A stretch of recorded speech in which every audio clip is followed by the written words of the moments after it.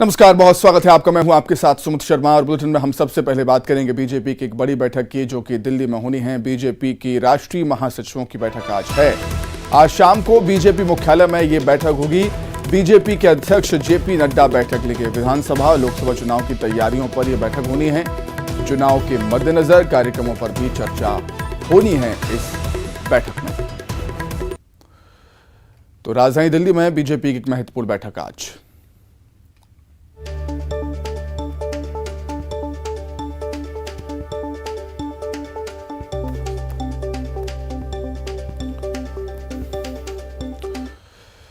उधर छत्तीसगढ़ में विधानसभा चुनाव को लेकर टीएस सिंहदेव ने बड़ा बयान दिया। उन्होंने कहा कि सरगुजा संभाग में बहुत खराब हालत रही तो भी बीजेपी और कांग्रेस को आधी आधी सीटें मिल सकती हैं। कांग्रेस को लेकर कहा है कि संतुलन अच्छा रहा तो 11 सीटें मिल सकती हैं। सरगुजा संभाग में 14 सीटें हैं और पिछले विधानसभा चुनाव में सभी सीटों पर कांग्रेस ने कब्जा किया था। ने बोला था 5-6 से 11 सीट तक कांग्रेस की तो आनी चाहिए। बहुत खराब कुछ हो गया, यानी एकदम ही आकलन गड़बड़ हो गया, सब कुछ गड़बड़ हो गया तो 5-6 सीट, कुछ मीडिया वाले साथ साथ कह रहे हैं बहुत खराब हो गया। लेकिन खराब में स्थिति हाफ हाफ लग रही है। खराब में अगर अच्छे से संतुलन सब कुछ बैठ गया तो 11 तक भी जाएगी तो कोई ज़्यादा नहीं। छत्तीसगढ़ विधानसभा अध्यक्ष चरणदास महंत ने प्रत्याशियों को लेकर बड़ा बयान दिया। चरणदास महंत ने कहा कि 6 सितंबर तक उम्मीदवारों के नाम का ऐलान किया जा सकता है। साथ ही उन्होंने ये भी कहा कि खराब परफॉर्मेंस वाले विधायकों का टिकट कटेगा। 2 सितंबर को राहुल गांधी छत्तीसगढ़ दौरे पर आने वाले हैं। राहुल गांधी के इस दौरे के बाद कुछ उम्मीदवारों की लिस्ट जारी हो सकती है। 31 तारीख तक प्रदेश कांग्रेस कमेटी को प्रस्ताव जाना है बीसीसी और डीसीसी का, और संभवतः 3 तारीख को प्रदेश कांग्रेस कमेटी की बैठक होगी, क्योंकि 2 तारीख को राहुल जी यहाँ पधार रहे हैं तो उनके जाने के बाद यहाँ बैठक होगी। और 4, 5, 6 में जो सीईसी बनी है उसकी बैठकें होंगी। और जैसा कि हमारे महामंत्री जी ने कहा है, प्रभारी महामंत्री जी ने 6 तक हम लोग कुछ टिकटें डिक्लेयर कर देंगे। इस तरह से अब तैयारी भी शुरू हो गई है और हम लोग तैयार भी हो गए। प्रदेश में विधानसभा चुनाव को चंद महीने रह गए हैं, ऐसे में सरगर्मी बढ़ना लाजमी है। लेकिन केशकाल विधानसभा के राजनीतिक गलियारे का पारा अभी से ही चढ़ चुका है। बीजेपी के पूर्व कलेक्टर नीलकंठ टेकाम को पार्टी में शामिल कराया और बीजेपी और कांग्रेस के बीच बाहरी और स्थानीय प्रत्याशी को लेकर जुबानी जंग छिड़ गई। केशकाल विधायक संतराम नेताम ने बीजेपी के संभावित उम्मीदवार नीलकंठ टेकाम को बाहरी प्रत्याशी बताते हुए कहा है कि केशकाल की जनता बाहरी लोगों को भगाएगी। तो वहीं बीजेपी के राष्ट्रीय उपाध्यक्ष लता हुसैनदी ने पलटवार करते हुए कहा कि अपनी हार को देखते हुए विधायक संतराम नेताम फिजूल की बात कर रहे हैं। बाहरी प्रत्याशी को भारतीय जनता पार्टी ने यहाँ लाया है। भारतीय जनता पार्टी के पास उनका कोई प्रत्याशी नहीं है। किराए पे लाकर ये हमारे जो पूर्व कलेक्टर यहाँ रहे हैं, ये यहाँ के नहीं हैं, महाराष्ट्र के रहने वाले हैं और अंतागढ़ में उनके माता पिताजी रहते हैं। यहाँ की जनता कभी स्वीकार नहीं करेगी। यहाँ पर चुनाव अगर जीतता है तो बाहर जाएगा महाराष्ट्र में, यहाँ का सेवा कौन करेगा। मैं यही कहूँगा कि आने वाला समय में ये हमारे युवा तैयार हो गया है, हम तैयार हो गए हैं, हमारा बॉडी तैयार हो गया है। ऐसे बाहरी व्यक्ति को हम भगाएंगे और केशकाल में उसका पैर टिकने नहीं देंगे। ये किस आधार पे इस तरह का कथन संतराम जी कह रहे हैं? अगर ये कथन उनका सत्य है तो उन्हें प्रूव करना चाहिए, कोर्ट जाना चाहिए। और वो इतने साल से आईएएस के तौर पे यहाँ पे काम कर रहे हैं, लगातार एसडीएम रहे, डिप्टी कलेक्टर रहे और लगातार उनके 1 वर्षों की सेवा यहाँ पे रही है। संतराम नेताम जी विधायक थे, उस कार्यकाल में भी टेकाम जी यहाँ पे कलेक्टर थे, उस समय इन्होंने कभी इस तरह की बात नहीं की। आज केशकाल सीट संतराम जी के हाथों से जा रहा है। भारतीय जनता पार्टी के पक्ष में वो सीट आ रही है, इसलिए भयभीत होकर अनर्गल बयान संतराम जी कर रहे हैं। विजय बघेल ने न्यूज 18 से एक्सक्लूसिव बातचीत की और इस दौरान प्रदेश की सरकार पर विजय बघेल ने बड़ा आरोप लगाया है और कहा है कि सरकार जाति विशेष लोगों को बाहर से लाकर बसा रही है। विजय बघेल ने कहा कि आगे चलकर इसके गंभीर परिणाम भुगतने होंगे। उन्होंने कहा कि छत्तीसगढ़ के भोले भाले लोगों को मुश्किल होगी। संख्या मतदाताओं की बढ़ी है। अकल्पनीय जो बाहर से लोग आ रहे हैं उनको शरण दे रहे हैं और ऐसे एक विशेष जाति को शरण दे रहे हैं जो आगे चल के एक अभिशाप बनेगा छत्तीसगढ़ के लिए। बहुत भयंकर स्थिति आएगी। भोला भाला छत्तीसगढ़, सरल सीधे लोग यहाँ रहने वाले छत्तीसगढ़िया सबसे बढ़िया के भाव को जो अपने मन में संजोए हुए हमेशा छत्तीसगढ़ के हित की बात करते हैं, आज ये स्थिति है। अब बात करेंगे मध्य प्रदेश की, जहां चुनाव की तैयारियों के बीच हथियारों का कारोबार भी जारी है, लेकिन पुलिस भी अलर्ट है। हथियारों के जखीरे बरामद किए जा रहे हैं। रिपोर्ट देखें।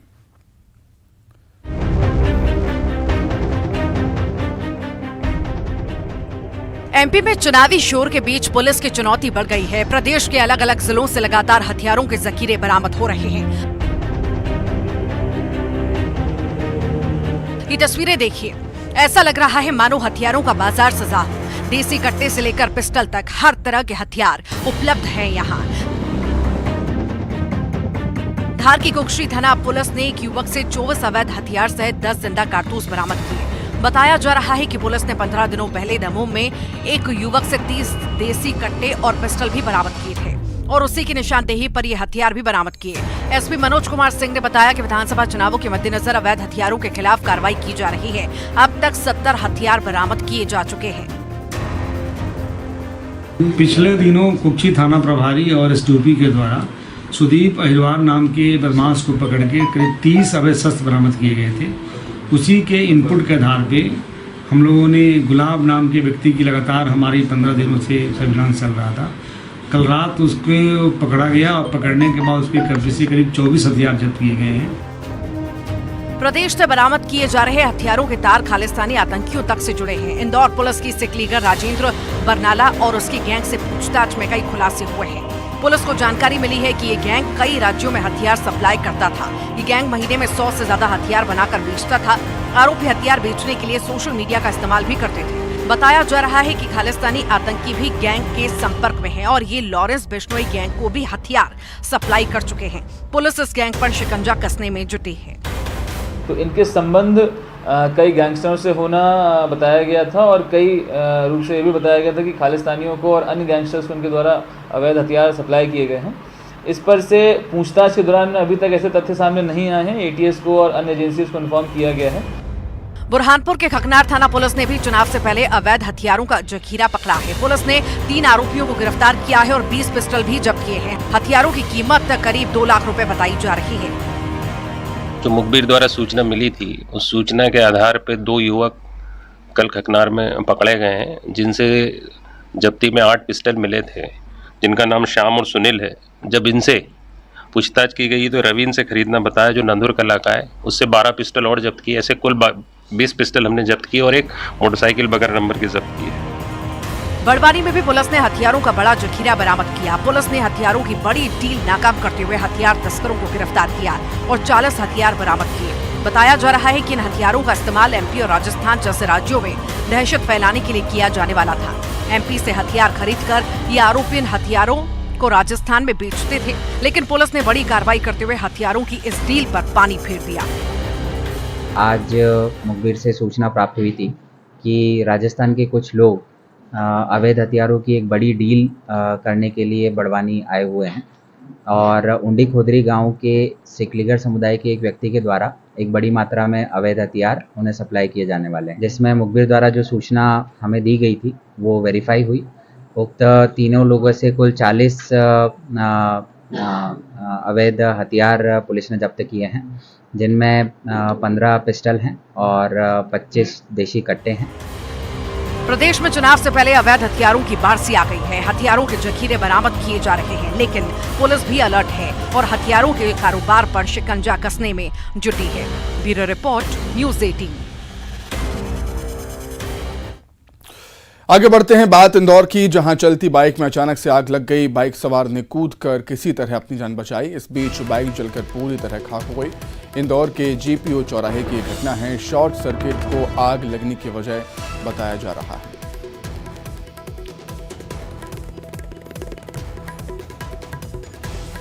तो चलती हुई बाइक में अचानक से आग लग जाती है। बाइक सवार बाइक से कूदकर अपनी जान बचाता है और आशंका है कि शॉर्ट सर्किट के चलते बाइक में आग लगी।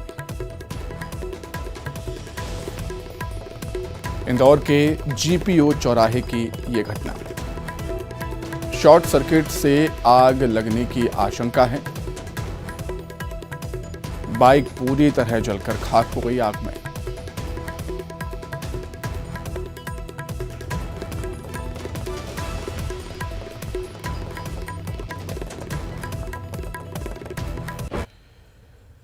सूरजपुर से खबर, जहां दो बाइक के आमने सामने से भिड़ंत हुई है। बाइक सवार दो लोगों की मौके पर ही जान चली गई।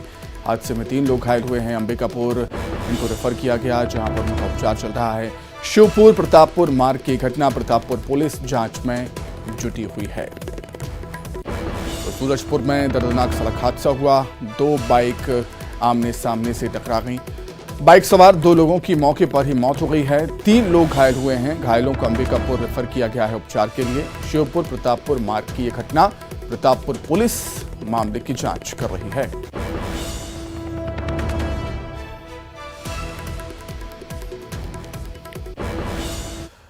वहीं मध्य प्रदेश के नर्मदापुरम में पिकअप और मोटरसाइकिल की टक्कर हो गई। दुर्घटना में मोटरसाइकिल सवार 3 युवकों की मौत हो गई है। पचमढ़ी पिपरिया रोड पर यह दुर्घटना हुई।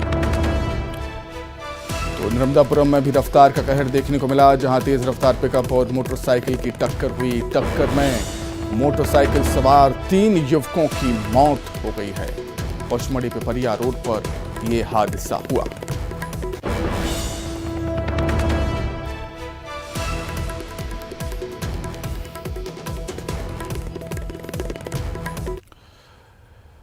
वहीं रायपुर में युवक की पिटाई का वीडियो सामने आया है। चोरी करने गए युवक की बेरहमी से पिटाई कर दी गई। मेकाहारा अस्पताल में इलाज चल रहा है और इलाज के दौरान युवक की मौत हो गई है। मंदिर हसौद पुलिस ने आरोपियों को गिरफ्तार कर दिया।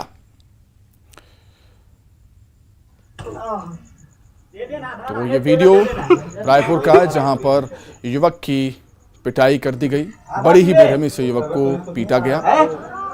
बुरी तरीके से युवक जख्मी हो गया था। मेकाहारा अस्पताल में युवक को एडमिट किया गया, लेकिन इलाज के दौरान युवक की मौत हो गई है। मंदिर हसौद पुलिस ने आरोपियों को गिरफ्तार कर दिया है वीडियो के आधार पर। चोरी करने गए युवक की बेरहमी से पिटाई हुई।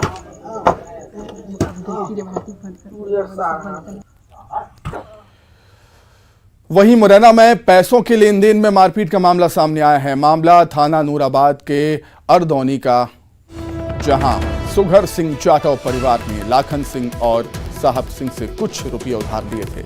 रुपये वापस न लौटाने पर आरोपियों ने सुघर सिंह और उसके बेटे के साथ लाठी डंडों से मारपीट की, जिसका वीडियो भी सामने आया है। पीड़ित सुघर सिंह की शिकायत पर लाखन सिंह और साहब सिंह सहित एक अन्य के खिलाफ SC/ST एक्ट के तहत अन्य धाराओं में मामला दर्ज किया गया। आरोपियों की गिरफ्तारी के प्रयास किए जा रहे हैं। पुलिस मामले की जांच कर रही है।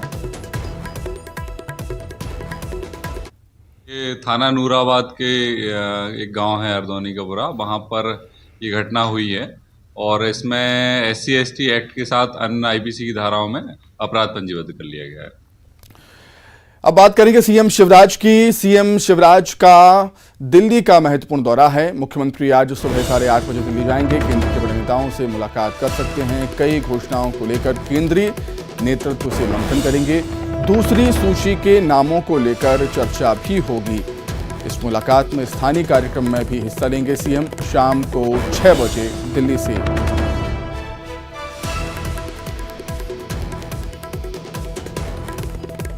भोपाल के लिए रवाना होंगे।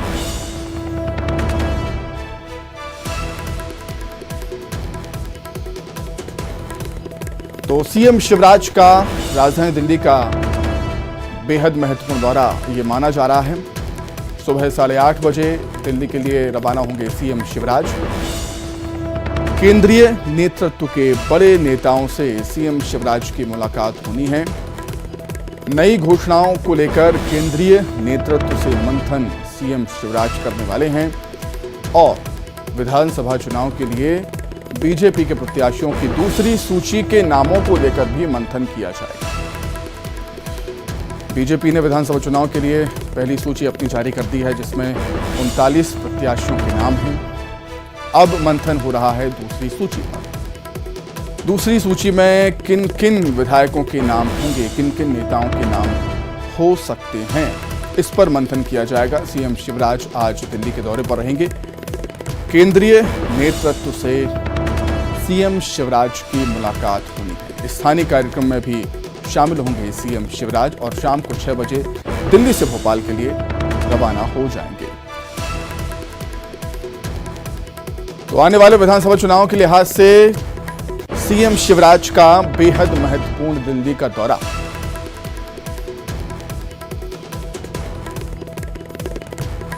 अधिक जानकारी के लिए सीधे हम रुक करेंगे राजधानी भोपाल का सहयोगी हमारे शैलेंद्र भदौरिया जुड़ गए हैं। शैलेंद्र, चुनाव बेहद नजदीक हैं, लगातार दौरे भी हो रहे हैं, दिल्ली जा रहे हैं सीएम शिवराज सिंह चौहान और उनका ये दौरा काफी महत्वपूर्ण है आने वाले विधानसभा चुनाव के लिए। और सबसे महत्वपूर्ण बात कि दूसरी सूची में किन किन नेताओं के नाम होने चाहिए।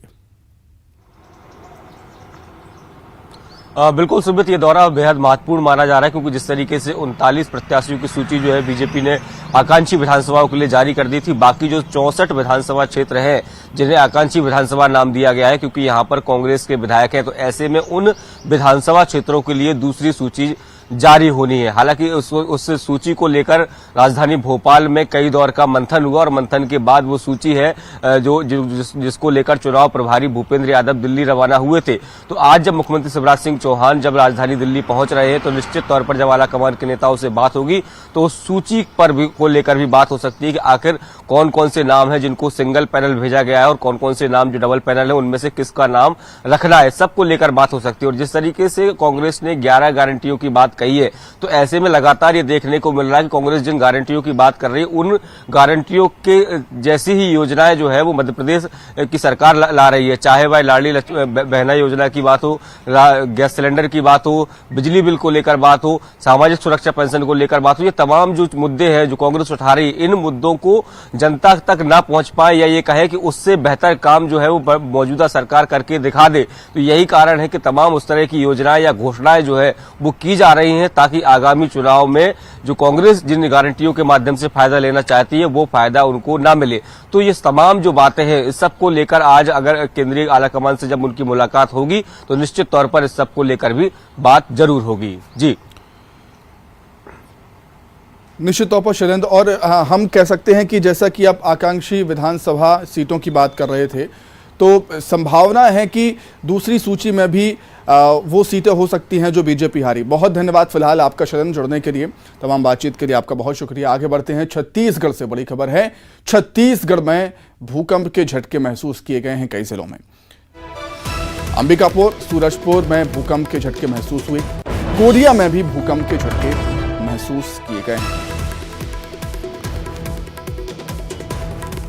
तो छत्तीसगढ़ की धरती कांपी और दहशत की वजह से, डर की वजह से लोग अपने घरों से बाहर निकल आए। छत्तीसगढ़ के कई जिलों में भूकंप के झटके महसूस हुए। अंबिकापुर, सूरजपुर में भूकंप के झटके महसूस हुए। कोरिया में भी भूकंप के झटके महसूस किए गए।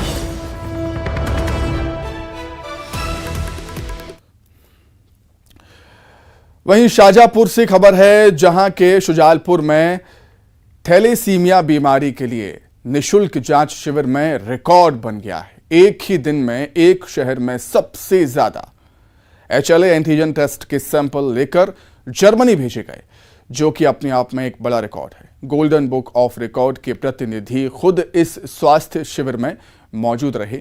एक ही दिन में 19,000 से ज्यादा लोगों का हीमोग्लोबिन टेस्ट करवाने को लेकर शाजापुर जिला प्रशासन को गोल्डन बुक ऑफ रिकॉर्ड का सर्टिफिकेट भी मिला। रायपुर से खबर, खेल दिवस पर सड़क पर उतरेंगे खिलाड़ी। अपनी मांगों को लेकर सड़क पर खिलाड़ी उतरेंगे। राज्य के खिलाड़ियों को मिला है BJYM का साथ। सुबह 10 बजे तेली बांधा तालाब के पास जुटेंगे सभी खिलाड़ी। खेल मंत्री के आवास का घेराव करेंगे। खेल अलंकरण समारोह, उत्कृष्ट खिलाड़ियों की घोषणा, कोच की भर्ती जैसी मांगों को लेकर प्रदर्शन होगा। राष्ट्रीय खेल दिवस पर राज्य के खिलाड़ी लड़ेंगे सड़कों की लड़ाई। राज्य के खिलाड़ियों को मिला है बीजेपी युवा मोर्चा का साथ। आइए अब देखेंगे 25 सेकंड में खबरें। रूसी राष्ट्रपति